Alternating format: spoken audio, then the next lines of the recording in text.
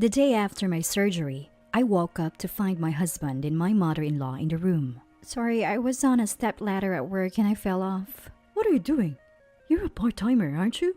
Why not leave that to the full-timers? Is this another of your meddling ways? Can you not talk to me like that? I have to stay in the hospital for a while, so sorry for the inconvenience. Oh, speaking of, I just transferred this month's share of expenses to the bank account. I usually contribute to household expenses with my part-time earnings, but now I'm stuck here. I can't even cook, let alone shop. So I figured at least I can give them money. But my mother-in-law turned it down. We don't need your measly earnings. Can you stop making that? I'm doing my part face. Huh? I had no such intention. Intention or not, that's the face you're making. We don't need you. I'm here. Besides, how much can a part-timer really make? It's not a lot, but it's enough to help with groceries. Sure, whatever. My mom-in-law's unyielding attitude started to make me angry. I'm the one hurt, but neither of them has shown any concern. Then my husband, Ash, said something unbelievable. Frankly, you don't need to come back after discharge. You're just a liability. And it's a waste of time and money. Don't expect me to pay your hospital bills. What? He's right. It's your own fault you're injured. We're the ones who will have to shoulder the burden, so you should pay us. Why do the useless ones always cost so much? With that, Ash and my mother-in-law left the room. Both despise any form of expense. So it's no wonder they're angry about me being in the hospital, worrying more about money than about me. I've started to think I shouldn't have married in the first place. A few hours later. Oh, Miss Granite, long time no see. Is that you, Jimmy? What brings you here? I heard you got hurt, so I had to come visit. Just kidding. But I did hear from a former colleague that you're injured, so I took the time to come see you. Wow, you didn't have to. Aren't you busy? True, when I got headhunted a few years back, I was thinking of quitting because I wasn't used to the new environment, but thanks to your advice, I come this far. I will never forget that. Thank you so much. You're making it sound like a big deal. The person who came to visit me is a former colleague from the company I've used to work at named Mr. James. Everyone, myself included, called him Jimmy. After leaving the company, I would occasionally meet up with old colleagues, but Jimmy had been reassigned and stopped coming. Apparently, he was headhunted by another company and resigned. Back when I was still working at the company, he didn't strike me as particularly competent.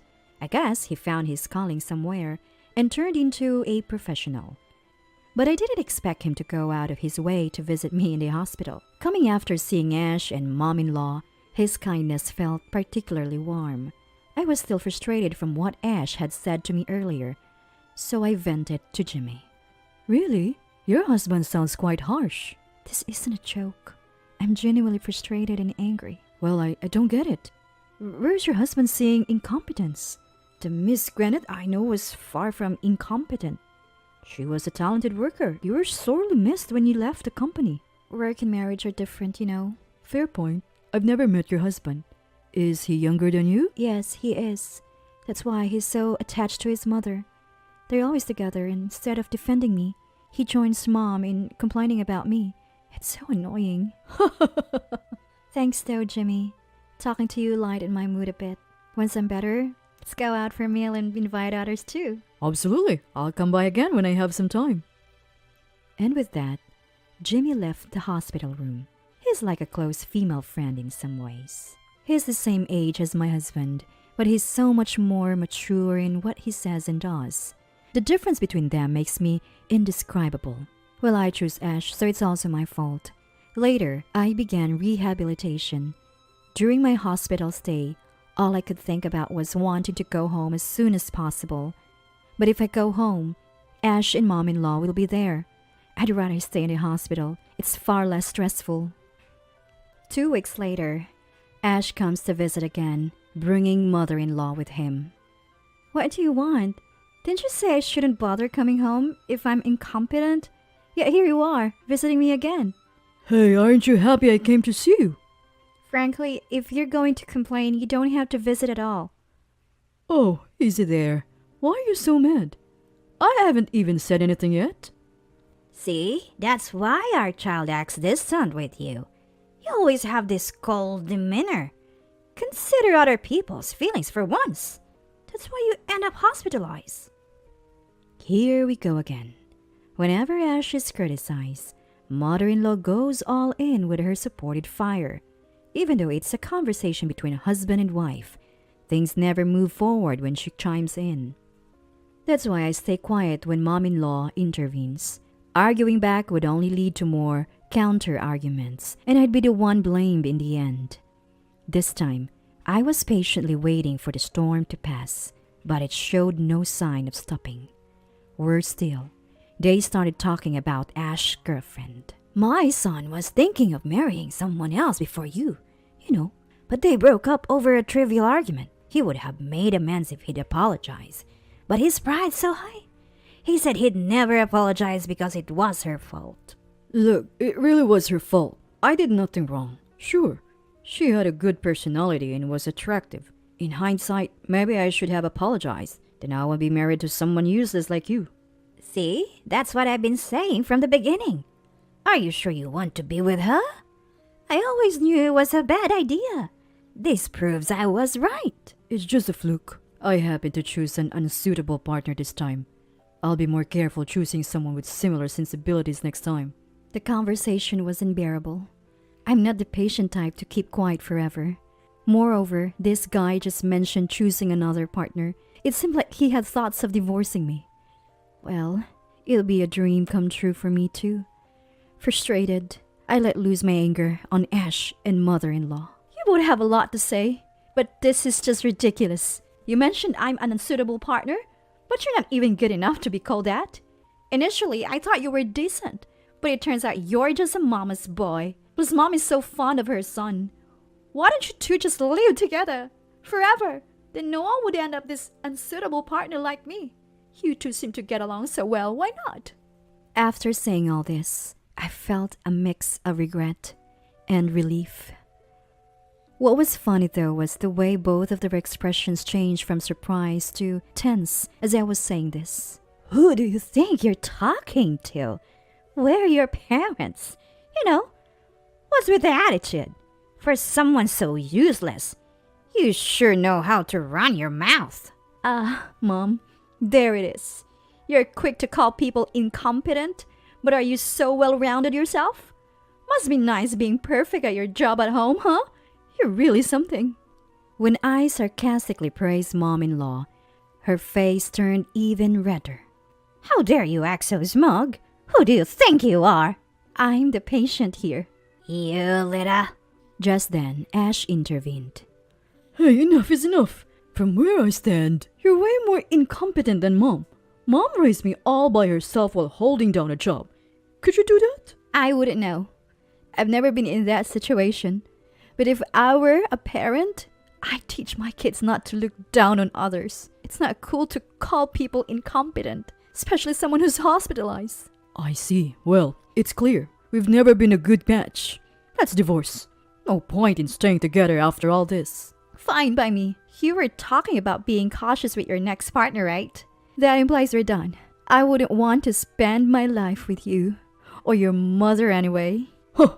You do realize you'll be financially unstable if we divorce, right? How are you gonna afford these hospital bills? Let alone your living expenses. I got injured at work, so I'll get workers' compensation. And after that, got no plans, huh? Ash had a point. Even if I plan on finding a job immediately after the divorce, there's no guarantee that I'll find one quickly. Plus, it will take time to see any income. The situation isn't looking good. I need to figure something out before it's too late. I have been vocal until now, but the moment I stopped talking, they took the opportunity to go on the offensive. So you haven't thought it through? Tough break. But what's said is said. We both want this divorce. If you promise to obey me like a housemaid from now on, I might reconsider. Right, Mom? Yes, absolutely. Not happening. Can you please leave? You're polluting the air. You're a piece of work. Don't say I didn't warn you. You threw away your last chance. With that, Ash and mom-in-law left the room, sneering. I have to find a job soon. My current workplace won't cut it. I'll go anywhere that offers full-time employment. Just a few minutes later, Ash returned to the room. Hey. What? No, my boss was around. Just let me hide here until he's out of sight. Come to think of it, Ash had been complaining about his current boss a lot lately. Apparently, Ash had been enjoying a slack job until this new boss came and shook up the department. Why is he coming this way? Could he be next door? What? Just then, there's a knock at the hospital room door. Ash shakes his head at me. I find his discomfort quite amusing. With a cheerful tone, I say, "Come on in." To my surprise, it's Jimmy who walks in. Miss Gwinnett, I had some free time, so I thought I'd come visit you. Wait, what are you doing here? Oh, Mr. James, good to see you. Huh? Oh, you must be Miss Gwinnett's husband. Yes, that's him. Did I introduce you to Ash, Jimmy? I think this is your first time meeting. No, actually, we see each other every day. He's my subordinate right now. What? Really? It turns out, of all people, Jimmy is Ash's boss. Totally unexpected. Yet, it strikes me as an opportunity for a counterattack. I'm in a really good position right now.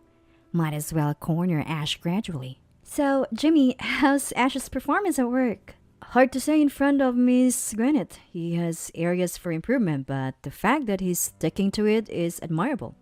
We had drinks the other day, and he told me he respects me, so my expectations are high. When I look at Ash, he's staring at the floor, fists clench. He's probably thinking, "Don't say anything." So I decide to go ahead and speak. You know, my husband mentioned something about his boss. Turns out that was you, Jimmy. But I wonder if I should say this. Go ahead, no worries. Hey, Gwinnett. My new boss is so incompetent. He doesn't get me at all, or I'm only drinking with him to gain his favor. I'll bring him down someday. I recorded all our conversations. He won't make a single mistake. And so on. Sorry if I had known it was you, Jimmy. I would have told you so much sooner. Upon hearing this, Jimmy's expression changes, and he shoots Ash a piercing glare. No, you're wrong, Mr. James. This is all a lie Gwinnett made up. Jimmy, would you like to hear a recorded conversation I have that says otherwise? Yes, please. Stop it. I then play the audio for Jimmy where Ash was complaining non-stop. Wow, I see. Thank you, Miss Gwinnett. Never thought he'd be saying stuff like this. No need for me to cover for him anymore. What? What are you talking about? You've been swiping office supplies, haven't you? What? Did you know we have surveillance cameras around the office? Maybe you thought no one checks them. There have been complaints about supplies disappearing or running out quickly. When we investigated, we found you were the one taking them. I was planning to question you about it soon, but now I'll just report this to the boss. Wait, what happens to me then? That's for the boss to decide. Don't know if you'll even be able to stay in your current department or the company for that matter. You can't. Oh, by the way, Miss Gwinnett, how about working for a company? We'd be better off with you than him. Really? Is that okay? It's fine. We'll likely have an opening soon. Jimmy turned to face Ash. I'd be delighted to be under Jimmy. I'll make sure not to get too familiar with you. Don't worry about it. You scum. You asked me earlier what I'd do after leaving the hospital. Remember? Now it's my turn to ask. What will you do without a job? Shut up. If you listen to me, I might consider letting you and your mother-in-law be my personal servants. Who would do that? Oh, I see. Then you and your mother-in-law will be out on the streets. So, if I become your servant, will you help us? No way. I don't need a servant like you. What? So you have to try your best holding hands with your beloved mom. And so the episode came to a close. Later on, Ash was questioned by the company about the missing supplies and found to be reselling them. He was effectively fired. It was questioned by the police. Now, he's being supported by his mother-in-law's pension. Life's being tough. Even putting food on the table is a challenge. As for me, I started working under Jimmy. Although it took a bit to get back into the swing of things, I quickly adapted and became a valuable member of the team. Work is really enjoyable. I guess as long as I have my job, life is good. If I ever consider remarrying, I think I'll consult with someone first.